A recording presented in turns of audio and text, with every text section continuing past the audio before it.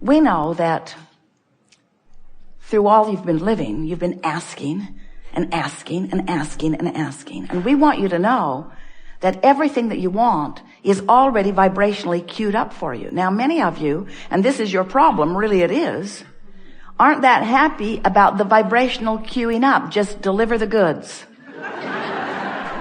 I appreciate how much money is queued up, but until I can spend it, I'm not really that excited about it. I appreciate that there is a lover waiting for me, but until I can see this person, I'm not really that excited about the vibrational essence of this person.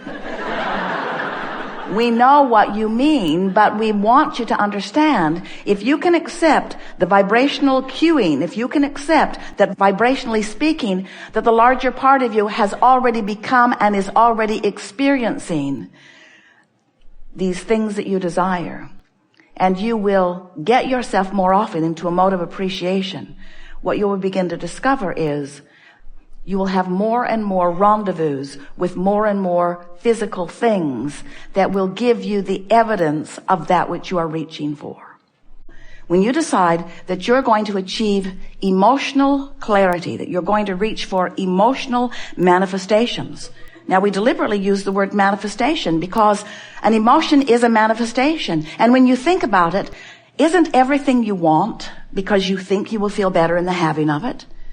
Whether it's a material object or a relationship, whether it's the modifying or the molding of a circumstance and event, isn't everything that you want because you believe that in the having of it, that you will feel better? We know it's a big jump, but just stay with us today as we continue to reach for it with you.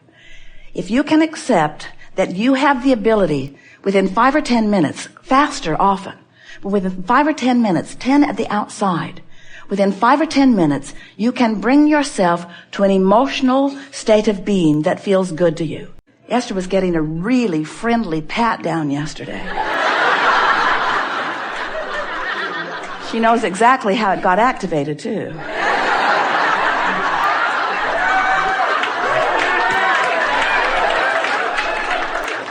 She has a new line. She thinks she can head it off. She's going to say from now on, just as it's about to begin, I've been really lonely lately. I'm so looking forward to this.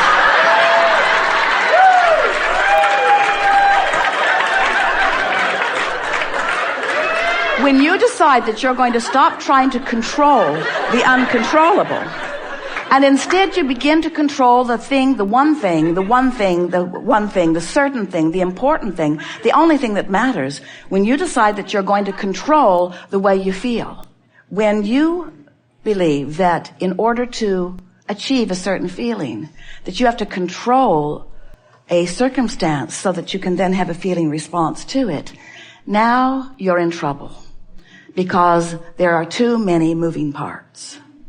But when you decide that you're going to control the only thing that matters and something that you absolutely can control, and that is the way you feel, those moments are the moments when somehow, some way, you've managed to focus in a way where you've stopped doing that thing you do, which holds you back from all that you are. And that's sort of a screwy way of explaining it to you, isn't it? When you no longer do that thing you do, then you'll be able to do that thing you really want to do, that thing you were doing before you came into this physical body, that thing you were born to do, that thing you always want to do. You want to do that thing you do, but you've got to stop doing that thing you do in order to do that thing you do.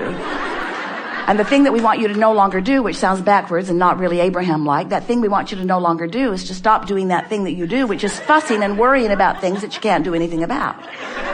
We want you to give up control of the uncontrollable. And we would like you to accept that everything is uncontrollable when you are talking about manifestation. Those manifestations are uncontrollable to you because they are controlled by law of attraction.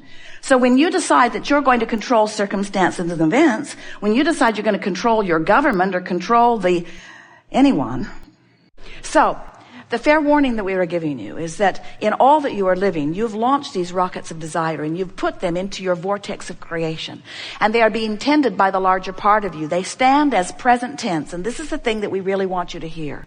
What you have launched forward, when you know what you don't want, you know what you do want, even though you're speaking of what you don't want, the equal and opposite desire goes forward.